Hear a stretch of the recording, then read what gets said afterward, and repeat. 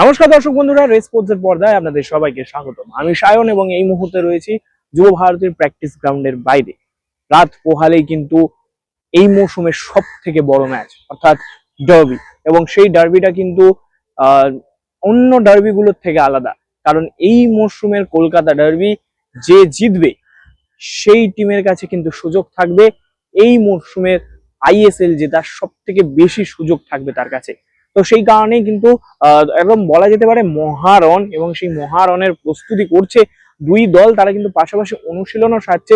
তবে ইস্টবেঙ্গল দল তাদের কিন্তু কোথাও গিয়ে মনে হচ্ছে একটু হলেও বেশি চার্জড আপ, একটু হলেও বেশি ফোকাসড। দল কিন্তু যথেষ্ট ফোকাসড, এবং তারাও কিন্তু একদম যেটা প্রথমেই বললাম যে মোহনবাগান দলের সাথে পাশাপাশি কিন্তু অনুশীলন করছে। এবং আজকে কিন্তু এই অনুশীলনে উপস্থিত ছিলেন বিভাস আগরওয়াল। বিভাস আগরওয়ালের উপস্থিতি ছিল, তিনি কিন্তু অস্কার ব্রুজোর সাথে কথাও বললেন, এবং অস্কার ব্রুজো কিন্তু দলকে নিয়ে বেশ ফুরফুরে মেজাজে অনুশীলন সারলেন। অবশ্যই খুব ইন্টেন্স অনুশীলন নয়, ম্যাচ ডে -1 অনুশীলন, সেই কারণে যে খুব ইন্টেন্স অনুশীলন হবে সেটা আমরা জানি যে খুব একটা ইন্টেন্স অনুশীলন হবে না। তবে হ্যাঁ, আজকেও কিন্তু আগের দিনের মতো সমর্থকেরা অস্কার ব্রুজোকে সাপোর্ট করতে এসেছিলেন, এবং তাদের কিন্তু একটাই দাবি, তারা কিন্তু অস্কার ব্রুজোর কাছে ডার্বি জেতার একদম বলা যেতে পারে আবদার করলেন। এবং অস্কার ব্রুজো তিনি কিন্তু আগের দিনও ইস্টবেঙ্গলের লোগো দেখিয়ে বলে গেছিল যে আমি এই দলকে জিতিয়ে যাব। আজকেও কিন্তু তিনি কিন্তু সমস্ত সমর্থকের সাথে দেখা করলেন, এবং তারপরে কিন্তু তিনি মাঠ ছাড়লেন, এবং সমস্ত ফুটবলাররাও কিন্তু এই একইভাবে তাদের যে সেলফির আবদার মেটাচ্ছে, সমর্থকদের সেলফির আবদার মেটালো ফুটবলাররাও। এবং চারিদিকে আমরা আজকে তুলেও ধরেছি যে টিকিট ইতিমধ্যে সমস্ত সোল্ড আউট, একদম বলা যেতে পারে হাউসফুল শো হতে চলেছে রবিবার, এবং তার আগে কিন্তু টিকিট পুরোপুরি সোল্ড আউট। টিকিটের কিছুটা হলেও হাহাকার তৈরি হয়েছে টিকিট নিয়ে, এবং তারই মাঝে কলকাতা শহর কিন্তু তৈরি হয়ে উঠছে ডার্বির জন্য।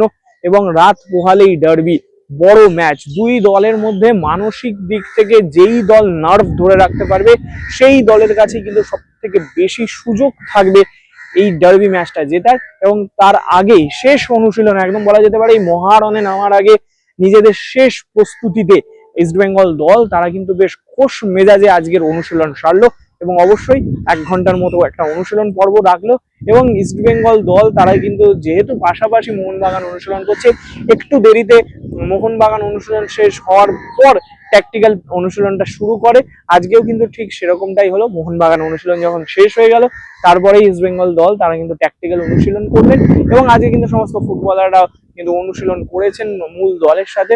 তো চোট সমস্যা এই মুহূর্তে অবশ্যই সাউল ক্রেসপো নেই, মহেশ তিনিও কিন্তু অনেকদিন আগে চোটের জন্য টুর্নামেন্ট থেকে বাইরে হয়ে গেছেন। তাছাড়া কিন্তু বাদবাকি সমস্ত দল কিন্তু ফিট রয়েছে। আসুন ইস্টবেঙ্গল অনুশীলনের কিছু মুহূর্ত দেখে নেওয়া যাক রেস স্পোর্টসের পর্দায়।